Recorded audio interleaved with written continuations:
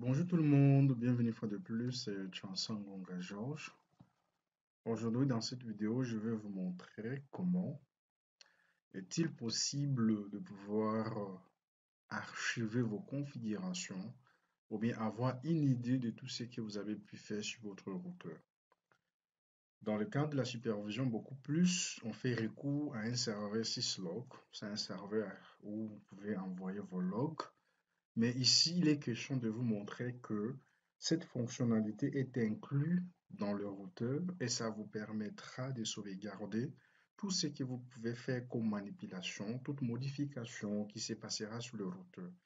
Et cela, ça semble être très intéressant. Pourquoi? Parce que même si vous n'êtes pas là et que quelqu'un viendra, si une personne ou bien un autre administrateur comme vous ou bien un autre technicien, dès qu'il va apporter des modifications, même à son insu, il ne saura pas, vous pouvez sauvegarder et vous pouvez venir y vérifier après.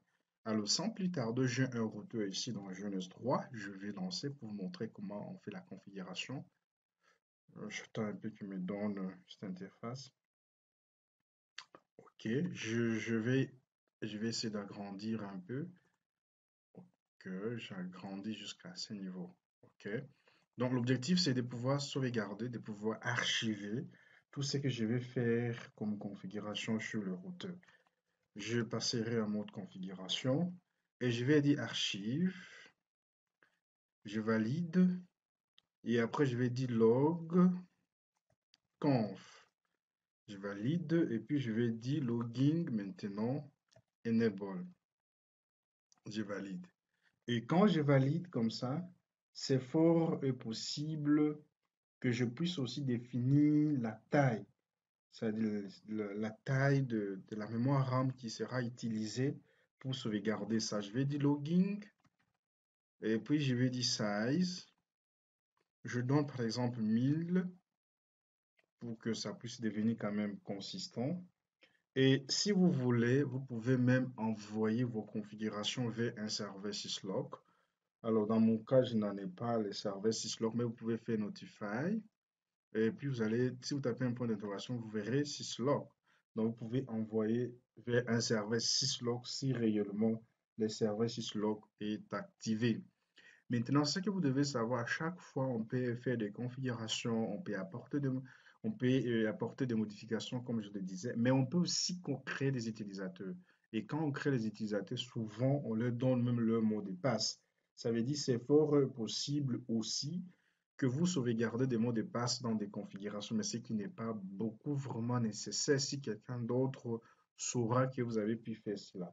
Ça veut dire si par exemple vous voulez réellement sauvegarder des mots de passe, vous pouvez faire handkey et puis vous validez. Ça veut dire là, il pourra maintenant me sauvegarder même des mots de passe. Alors si j'en ai fait comme ça je finis, je peux faire exit, je fais exit en nouveau, je rentre en mode configuration. Maintenant, il est question que je puisse faire des modifications pour voir correctement comment ça va marcher.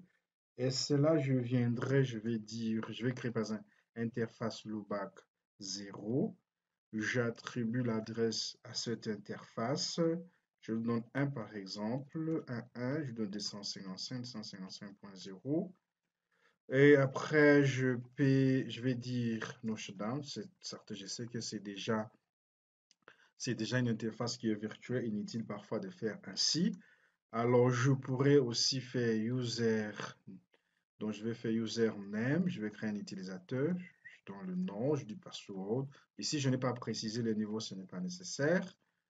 Alors, je fais des configurations du genre. Alors, regardez maintenant si je vais vérifier des configurations ça veut dire l'archive de tout ce que j'ai pu faire. Je peux faire show archive, et puis je vais dire log conf, tout ce que j'ai configuré. Maintenant, regardez ici, si j'ai fait un point d'interrogation, je peux afficher tout. Je peux afficher seulement des statistiques ou bien je peux afficher les utilisateurs. Je commence d'abord par tout, si je fais comme ça. Il m'affiche, regardez de ce côté, log command. Il m'affiche tout ce que je puis définir, même y compris le nom d'utilisateur que j'ai créé. Il a aussi sauvegardé de mots de passe.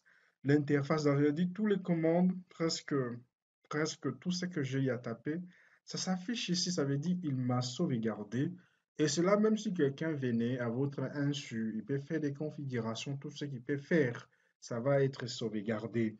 Alors, veuillez voir par exemple si on fait conf, je vais d'abord faire user pour voir s'il va m'afficher, non, pardon, complete commande, je vais dire ça, c'est ça user que j'ai créé. Incomplete commande, session, je pense c'est normal. Voilà, session 1 pour voir par exemple, exactement là je vois ce n'est pas moi qui est connecté, c'est un autre utilisateur. Si par exemple je revenais, je peux faire maintenant conf, je dis statistique, il va aussi m'afficher et il va me montrer le nombre de sessions, il va me montrer la mémoire utilisée, et il va me montrer, voilà, ça veut dire conf log, il m'affiche ici, ici c'est l'information des sessions. Voilà un peu ce que je voulais vous montrer et vous dire. Bon, ce n'est pas seulement obligatoire de pouvoir utiliser le serveur syslog pour sauvegarder, mais il y a aussi cette fonctionnalité qui est inclue dans le routeur. Vous pouvez aussi l'activer pour faire en sorte que même si quelqu'un y venait, vous pouvez toutefois l'attraper. Qui a fait quoi?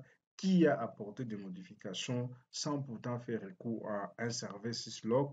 Vous pouvez le retrouver directement cela dans votre routeur. Je dis merci pour ceux qui vont regarder cette vidéo. S'il y a des questions, n'hésitez pas à me les poser. Bye bye.